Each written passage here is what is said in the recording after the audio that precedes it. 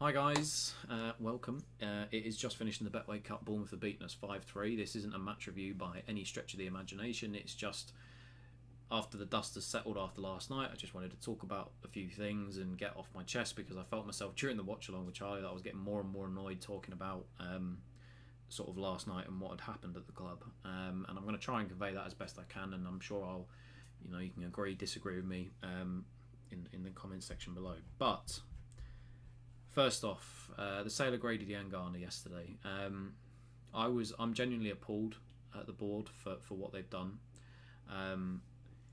You know, all in pre-season, we've seen a renewed Diangana with a lot of aggression, pace, skill. Brought back a lot of what he'd learnt at West Brom last season, especially down that left-hand side. He's really transformed his game where he's not so much, even though we know he's a one-footed player, he's all left foot.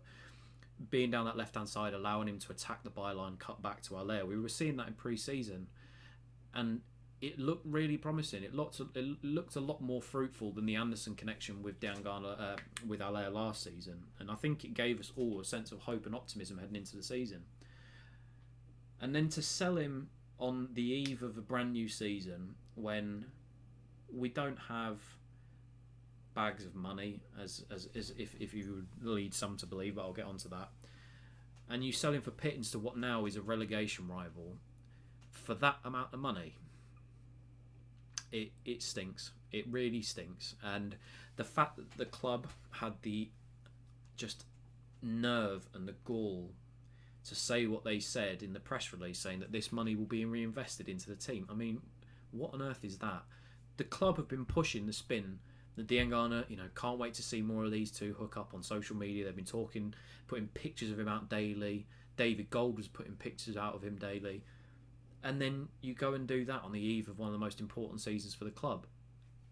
There's something wrong up here. For so-called two owners that are West Ham fans, there is something seriously wrong up here if you think that what you've done will benefit the team going forward. Lanzini came off injured today. The squad is already thin enough as it is without that happening, and you get rid of one of our most bright and talented players for next to nothing to somebody that potentially later on in the season could send us down if we have a poor season. It's absolutely disgusting. It is absolutely disgusting. And I think what came out of that and what transpired last night with Martin Noble and Jack Wilshere and stuff like that, and I'll talk about that in a second. But what really irked me this week was listening to TalkSport, and they do a fantastic job of getting inside your head, and you'll call and you'll spend 13p a minute on the line, and you'll talk to them and whatnot, and they draw up great discussion and whatnot. But three people in particular this week listening to Danny Mills last night, Jim White this week, and I guess to a certain extent Tony Cascarino and what he was saying as well. He's not as bad as White and Mills. Listening to Danny Mills last night saying, why on earth is Declan Rice liking that tweet that Martin Noble sent out? Why not? You absolute prat. Why not? This kid has come up in the academy with Diangana since they were very young. They've been there a long time together. Why shouldn't he? The bloke's not a robot. Yeah, he's on international duty, but does that not make it, right that he should be feeling angry or upset that one of our better players, his mate, has been sold to a rival at this point?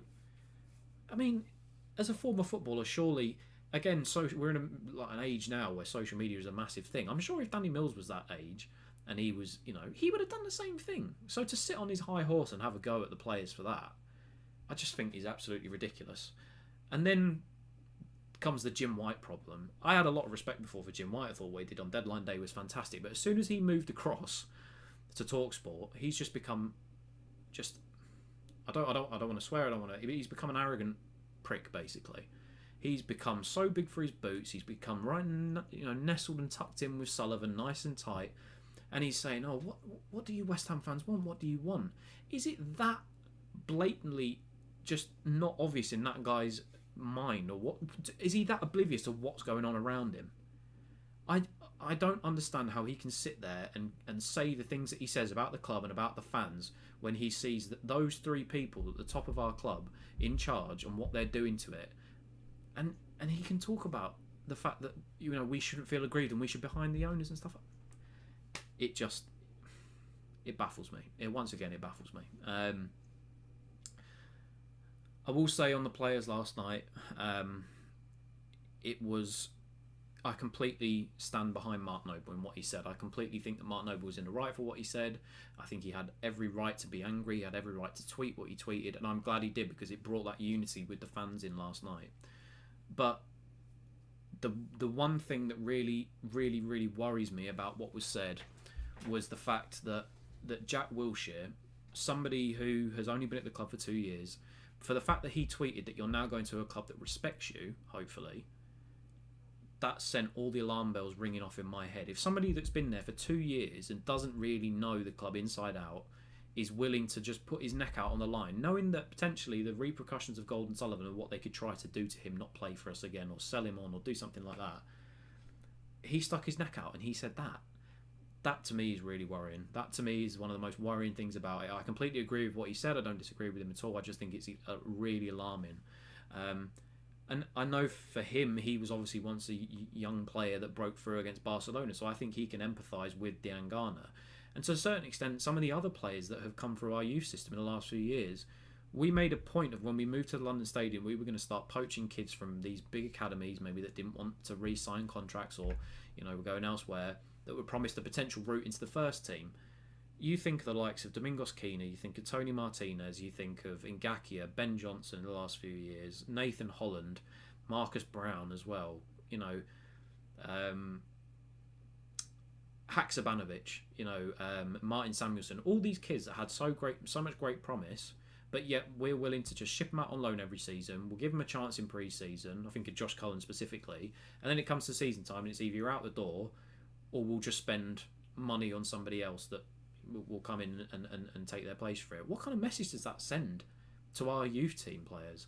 For me, how on earth that you as a football club and David Gone, this is what really pisses me off more than anything, this is what really angers me, is how you can constantly parade around this country and have the slogans, the Academy of Football, when you are completely against and are just negligent in allowing young players to develop and come through this system. If you were a so-called West Ham fan, as you both claim to be, you grew up outside of West Ham, David Gold, you live and breathe West Ham, how you can sit there and have the cheek to say that you are still the Academy of Football is beyond me.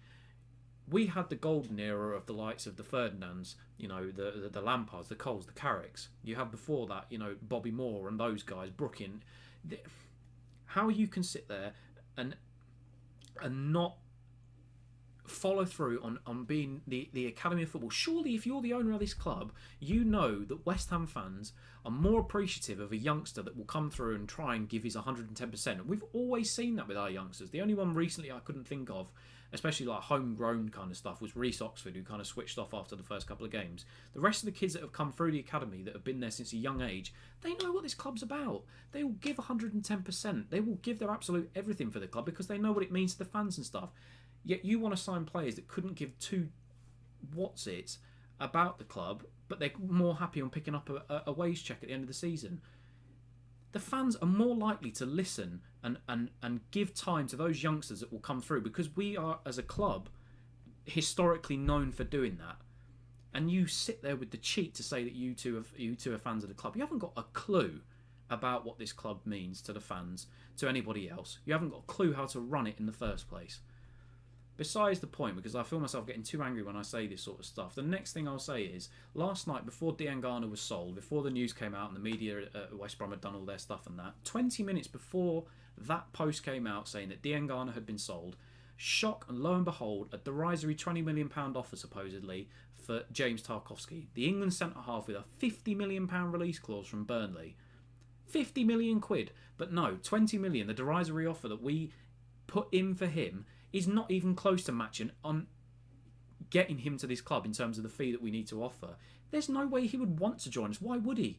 He was challenging for Europe last season with Burnley. Why on earth would he switch that to come to a club like us at the minute? But you're so good, and this is why David Sullivan, David Gold, they're so good at getting these little rumours out there, whether it be for season ticket renewals or going through certain websites that name no names that put spins on things like that. And you released that 20 minutes just before the Grady Diangana announcement. And I know because Gonzo obviously did a video last night on the channel, and he was sort of talking live about the offer and when it came through and stuff. And that's the thing, it got people talking about Tarkowski almost to lighten the load of when Diangana was sold. It really baffles me, guys. It really does. And again, like I said, in terms of the squad depth, it is really worrying now with Lanzini going down potentially just before the season starts. We're thin as it is, and it looks like there's no new players coming through the door. You know, all of the people that we were linked to in this window, the Matty Cashes gone, Jamal Lewis, by all accounts, £12 million, which is an absolute snip to Newcastle for him potentially. I'm thinking of Ryan Fraser, players like that. Just do something. The fact that this money now from Diangana is potentially going to offset the money that we've spent on Sebastian Haller and the £5 million payment that we still haven't paid that needs to go towards him. You two at the top of this club, you're a joke. You are actually a joke. You are an absolute joke of an ownership. And the fact that you can sit there and lie in bed at night, the two of you can call yourself West Ham fans. You disgust not only me, but millions or thousands or hundreds of thousands of West Ham fans around the world, because it is a disgrace. It's an absolute disgrace. One final thing I'll say, I guess, before I sort of wrap this up. It really worries me today because the players that played, they looked like they didn't care. They looked like that it was like end of the season sort of stuff. Johnson looked like he wanted to break someone's leg in that first half. He was not at the races. Fully understandable, probably, with one of his better mates going to West Brom last night. But that's really worrying before the season starts to see that kind of a performance. And I don't want to judge it too harshly because obviously we've got Rice and Soucek to come back, but it was not a good showing. The attitude, the body language is what I was looking at, and it didn't look right. It didn't look right today. And also as well, I will say I do think this started with Jeremy Ngakia. I don't think it was all came out last night. I think with the contract situation and him not wanting to be here, I think that got into the players' minds before, and then with what happened last night, we just saw the full-on explosion. And I think the fans are completely right to feel aggrieved. I think they're completely right to be pissed off. I think what we saw with Burnley was that when people came on the pitch and went, they were ready and they were there, and the board had to react at that time. But I think now the dust is settled, and now this is come up again. I don't think they're going to spend. I mean, they've already said, again, I know X or some other places have said, they want to stay up, with minimal outlay this season. And if that's the case, then we won't spend. And we will be right back in it. But those two are just going to sit there and suck this club dry for whatever they feel like they, can get for it before they finally sell it on. And it is just, it's a disgusting way to do business. So, I'm sure I'm just one of thousands of people that felt like this last night, but hopefully I've sort of tried to convey how I felt across in a normal manner, a normal way. But yeah, it is what it is, guys. But anyway, if you have enjoyed the video, please do drop a like on it, subscribe to Hammers Chat if you haven't already. Gio and Gonza will be back this week, maybe with a cup of tea, I don't know. Obviously there's a lot to discuss before the season kicks off next week. Obviously there will be a match preview and watch alongs with myself and Charlie and reviews, and the videos will start coming back in full force as the season kicks off next week. But anyway, from myself, Tom, come on you irons.